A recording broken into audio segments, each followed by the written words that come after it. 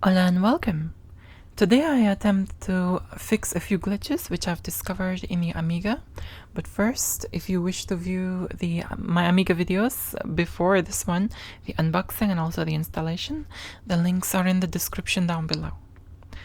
Now before I begin, bear in mind that I'm a little ahead of my videos and that I filmed this before I knew the urgency to replace the capacitors.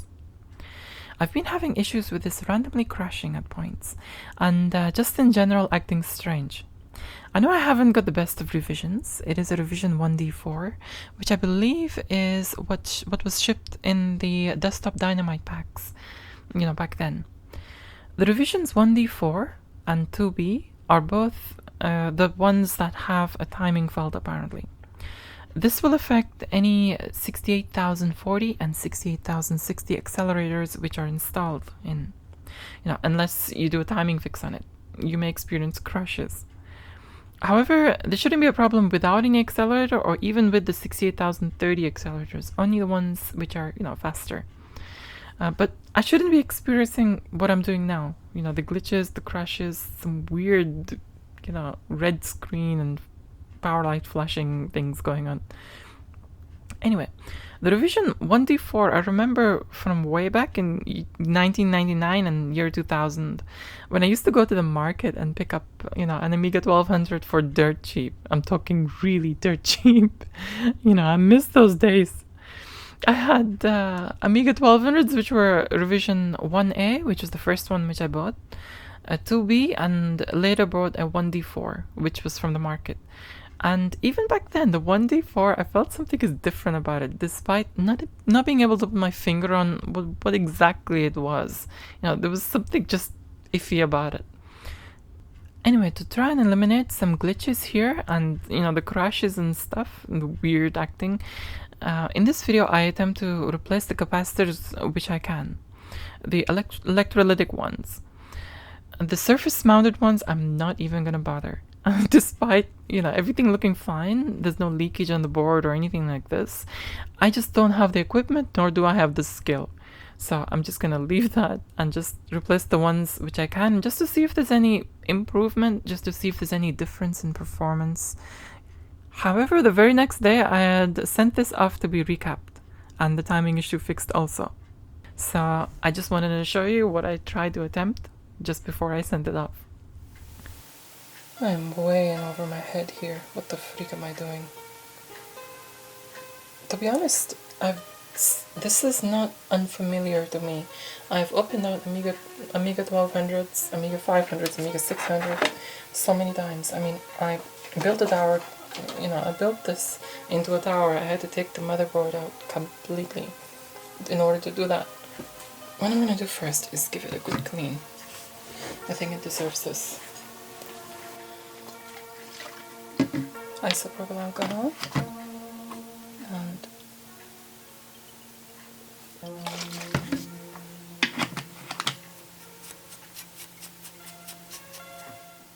okay, that side is nice and clean now. Let's do this side.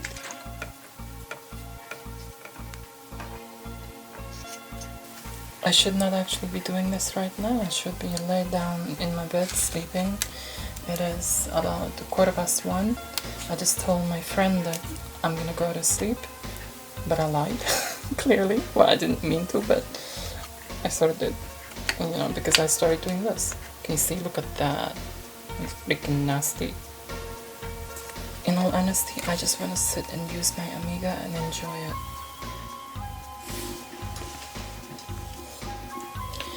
Okay, what I'm going to do first is, this capacitor here is the most easiest accessible. I'm going to try and remove this, see if it's actually possible, rather than, all that congested mess there. So we are targeting this. I'm going to get my soldering brick. This is the first time I've actually desoldered something on the Amiga, and I am freaking scared. Okay, solder melting, wick absorbing. Okay, first capacitor replaced, and that one single capacitor took me literally 10 minutes to replace.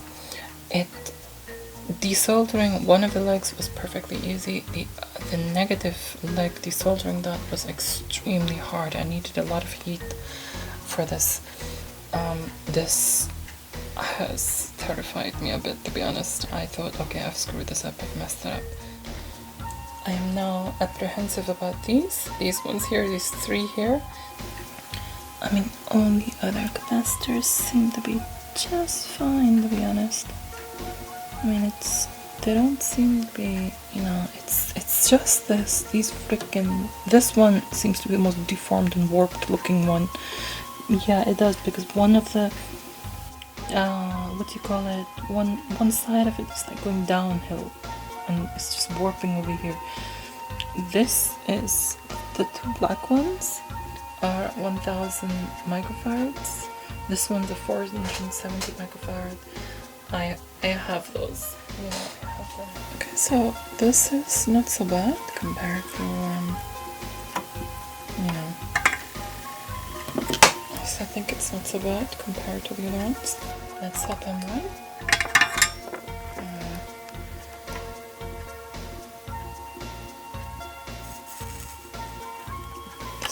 This is almost out. Oh no. This is a bit more easier than the other one, thank goodness. It did not take me 10 minutes. It took me, you're freaking loose. Just get on already. I know you've been in this board for goodness knows how many years, but it's time for you to leave. Come on, get the freak out of here. There, thank goodness. Okay. Whew. 16 volts instead of 10, but that's fine. So, it goes in here. And it goes this way around. There's a positive there, fantastic. Electronics wise, this is most tense bit of work I've ever done.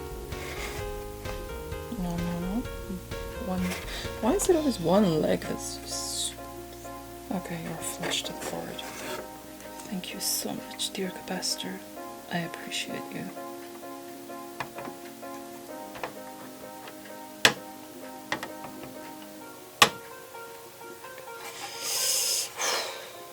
Why am I so tense? Oh my god, I don't think I've ever been so tense in a project before.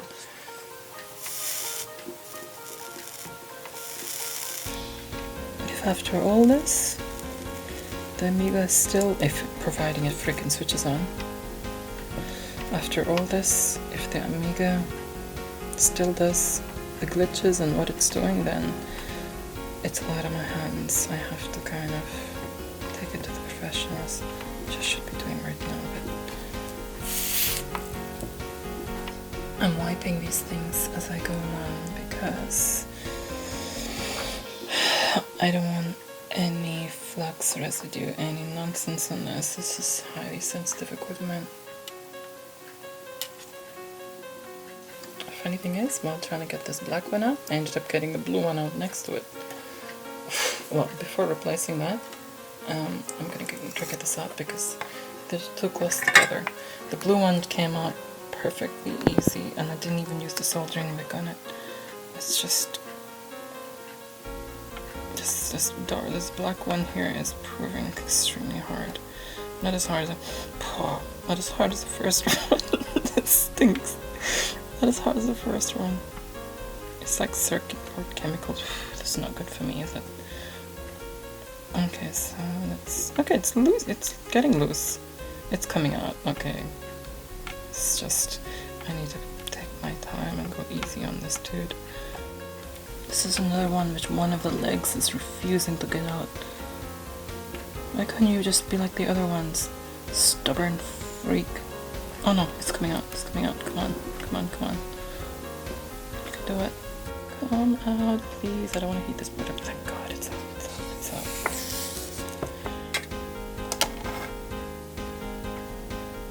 Let's kind of just solder this on.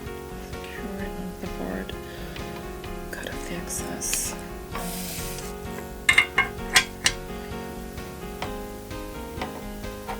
Do you know something? If this board survives this, and if it works good, me and this board have gone through a lot together. That's for sure. I'll have a special bond with it. even though it's not a revision which I like. 1D4. Apparently it's got a lot of glitches, but I have never been so tense. Even the real deck,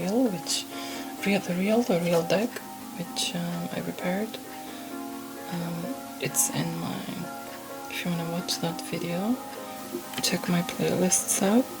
On the vintage repair playlist you will see the real deck, but that I thought was, it was tense, but this I think beats all of them. This one is cooperating. Thank you so much, dude. All 4 capacitors have been replaced. All the 4s that I can replace. Let me just double check. Yes, positive is there, positive is there, positive there, and positive there. Yes, I'm just double checking the polarity and double checking everything. I'm not even gonna screw these things into the shield. I'm just gonna try it just like that because I am eager to know if this freaking works. If it works well or not.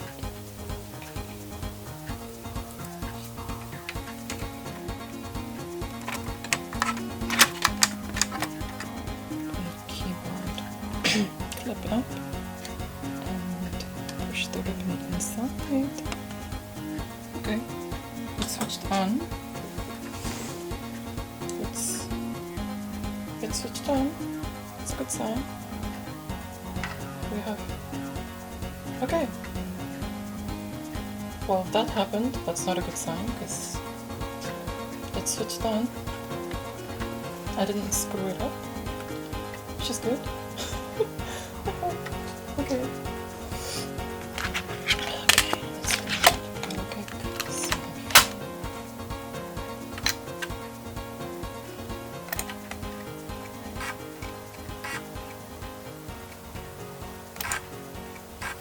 seriously, how can you test something that is inconsistent? Stupid ball mouse. It's so freaking annoying. Oh, get out. No, that's not what I want. Come on.